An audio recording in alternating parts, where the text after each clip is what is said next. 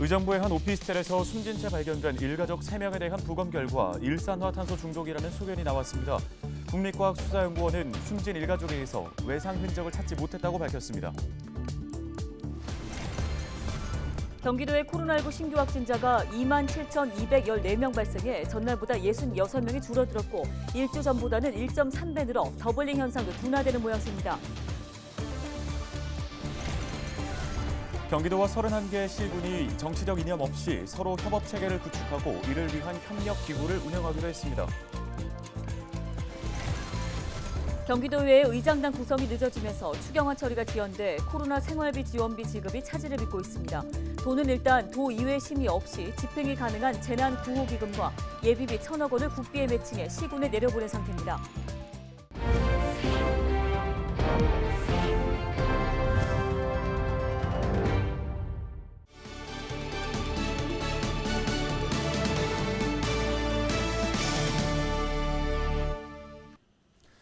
시청자 여러분 안녕하십니까? 헬로티비 뉴스입니다.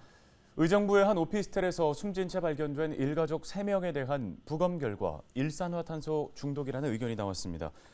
국립과학수사연구원은 숨진 일가족의 사망 원인이 모두 일산화탄소 중독 때문으로 추정된다는 소견을 경찰에 전달했습니다. 국과수는 또 이들에게서 골절과 상처 등 외상의 흔적을 발견하지 못했다고 밝혔습니다.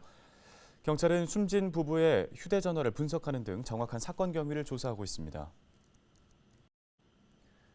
경기도의 코로나19 신규 확진자가 27,214명 발생해 전날보다 66명 줄었고 일주 전보다는 1.3배 늘어 더블링 현상도 둔화되는 모양새입니다.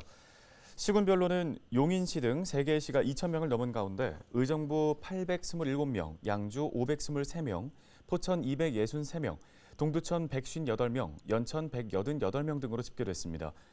코로나19 전담병상 가동률은 35.3%로 전날보다 0.6%포인트 높아졌지만 중증 환자 병상 가동률은 21.1%로 전날보다 1.4%포인트 낮아졌습니다. 재택치료자는 10만 4천여 명으로 전날보다 6천여 명 늘면서 다시 10만 명대로 올라섰습니다. 경기도의회의 의장단 구성이 늦어지면서 추경안 처리가 지연돼 코로나19 생활지원비 지급이 차질을 빚고 있습니다. 경기도가 도의회에 제출한 코로나19 생활지원비는 4,869억 원으로 이 가운데 33%인 1,346억 원이 도비로 편성됐습니다. 따라서 도의회 의결을 거쳐야 국비와 함께 시군으로 예산이 편성될 수 있지만 의회가 파행하면서 어려움을 겪고 있습니다. 도는 일단 도의회 심의 없이 집행 가능한 재난구호기금과 예비비 1,000억 원을 국비에 매칭해 시군에 내려보낸 상태입니다.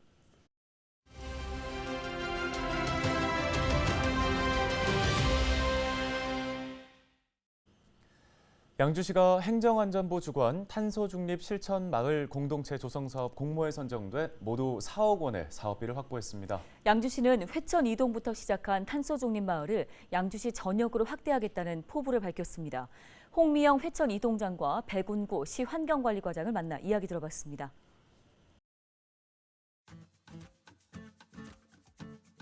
저희 회천 이동에서는 탄소 중립을 생활 속에서 가정에서도 쉽게 함께하게 할 수 있는 사업들로 이제 보급을 하고 있습니다. 예를 들어서 가정에서 재활용품 분리수거 사업을 좀 적극 장려를 하고 있고요. 재활용품을 이렇게 가져오시면 저희 동에서는 보상 교환 사업을 좀 하고 있습니다. 또한 또 환경 문제 가장 심각한 오염의 이제 문제가 될 수 있는 아이스팩을 그냥 버려지는 것이 아니라 다시 재사용할 수 있는 사업을 좀 해드리고 있고요. 또 아이스팩을 사용한 방향제 만들기 재활용 사업은 초중 고등학교 이제 저희가 방문을 해서 환경 교육으로도 사업으로도 지금 확대를 하고 있습니다.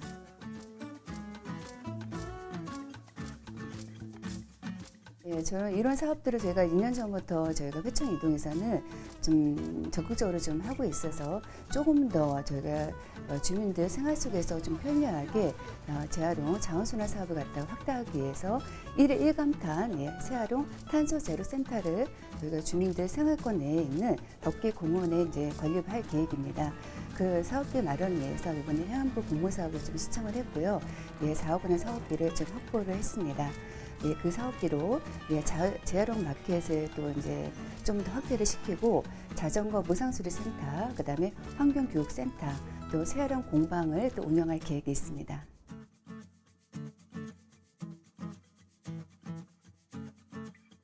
시민들의 이렇게 커뮤니티를 활성화를 해서 에너지 절약이나 폐기물 재활용 이런 소소한 규모의 탄소 중립을 실천할 수 있는 사항들이 많습니다. 그런데 이번에 저희가 4억 원을 커뮤니티 사업에 저희 당선된 것은 그런 시민들이 커뮤니티 안에서 조그맣게 할 수 있는 사업들이거든요. 그래갖고 그 부분에 대해서 저희가 일단 동 단위에서 이 사업을 저희하고 회천사동하고 회천이동하고 충분히 올해 안에 성공을 시키고 그 다음에 내년부터는 시비를 투입하든지 아니면은 우리 공모사업을 또 해서 우리 시 전체로 확대를 하고 만약에 이게 시 확대를 해서 이게 성공한다면 저희 도의 권위에서 다시 또 도에서 큰 사업을 만들 수 이게 전국적으로 확대될 수 있는 그런 사업을 만들어서 양주시가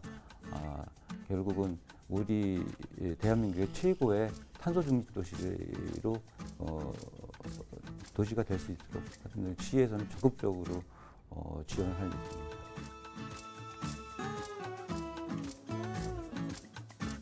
2020년 12월 달에 스마트 그린 도시 사업을 100억 공모 사업에 당선이 돼서 지금 2년째 지금 수행을 하고 있습니다. 탄소 중립과 거의 같은 유사한 개념이고요. 환경부 공모 사업이나 행안부 공모 사업이나 탄소 중립이나 아니면 기후 변화 관련해서 나오는 사업들은 적극적으로 참여를 해서 전국에서도 탄소 중립 기후 변화에 관해서는 최고의 도시로 발전할 수 있도록 노력하고자 합니다.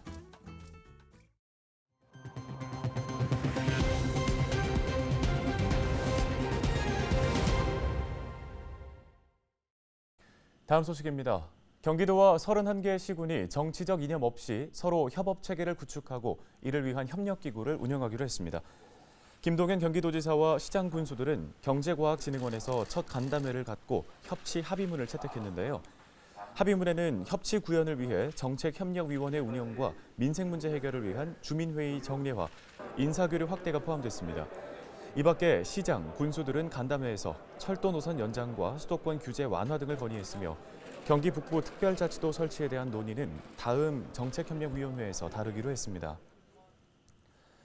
연천군이 내년 6.25 전쟁 정전협정 70주년 기념행사를 연천에서 개최하고 싶다는 뜻을 밝혔습니다.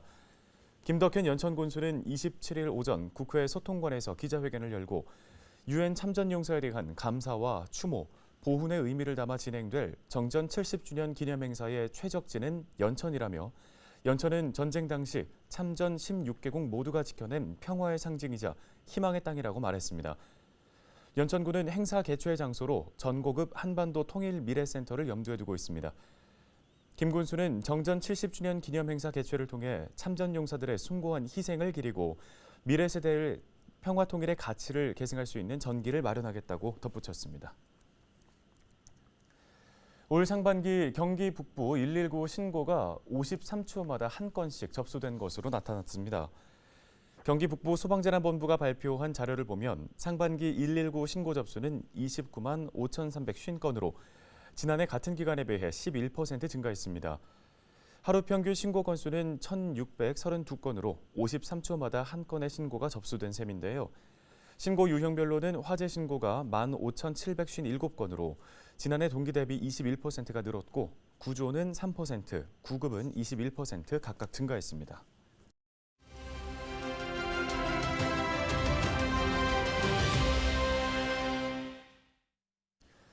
최근 제인폭포 출렁다리에서 황조롱이 방생 행사가 열렸습니다. 천연기념물이 자유롭게 날아다니는 연천의 자연환경에 또 한 번 관심이 커졌습니다. 네, 한국조류보호협회 연천군지의 김명록 사무국장을 전화 연결해 보겠습니다. 안녕하십니까?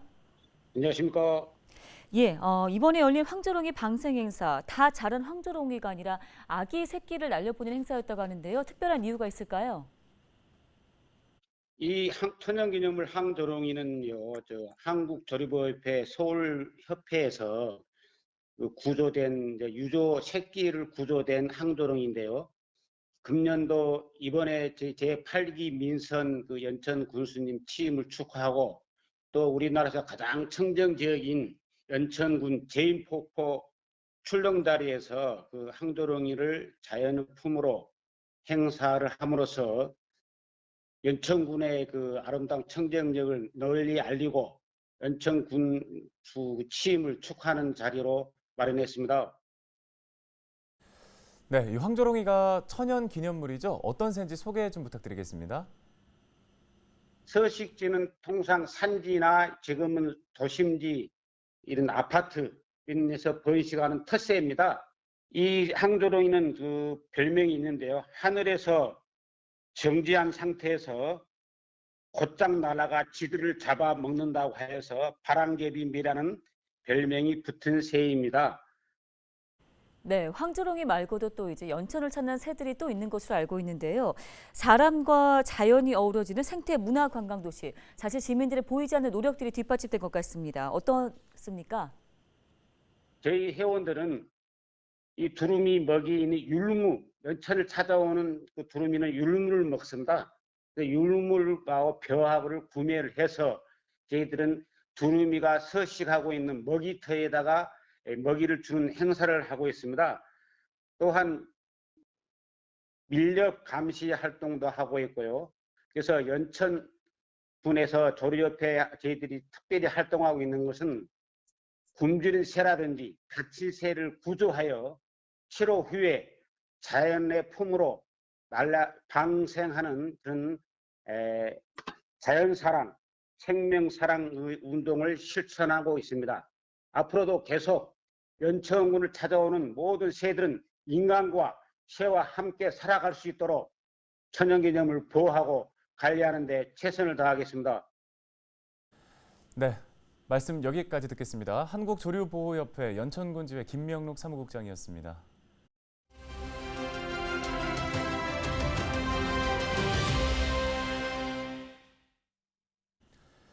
전기차를 운전하다 보면 충전이 아마 제일 걱정이실 겁니다. 간혹 일반 차량이 충전소에 주차를 해두거나 충전이 끝난 뒤에도 장시간 차를 옮기지 않아서 갈등을 빚는 사례도 있습니다. 네, 지자체마다 전기차 충전을 방해하는 행위에 대해서는 과태료를 부과하고 있는데요. 법에 앞서 서로를 배려하는 문화가 먼저 정착돼야 할 것 같습니다. 신병균 기자입니다. 2년 전부터 전기차를 타고 있는 한영희 씨. 주로 아파트 단지 내 설치된 충전소를 이용하지만 미처 충전을 못했을 때는 공공시설 충전소를 이용하기도 합니다. 공영주차장 전기차 충전소에 일반 차량이 버젓이 주차되어 있기도 하고 충전이 다 된 차량이 빨리 이동하지 않아 전기차 운전자끼리 얼굴을 붉히기도 했습니다. 전기차 충전소에 적재물이 차지하고 있어 이용에 불편을 겪었습니다. 일반 차량이 주차되어 있는 경우와 물건이 적재되어 있는 경우가 있습니다. 그거는 일반인들이 조금 지양을 해주셨으면 좋겠고요. 그리고 전기차도 충전이 완료됐으면 바로 빼주셔야지 다음 분이 와서 또 충전을 사용을 할 수가 있습니다.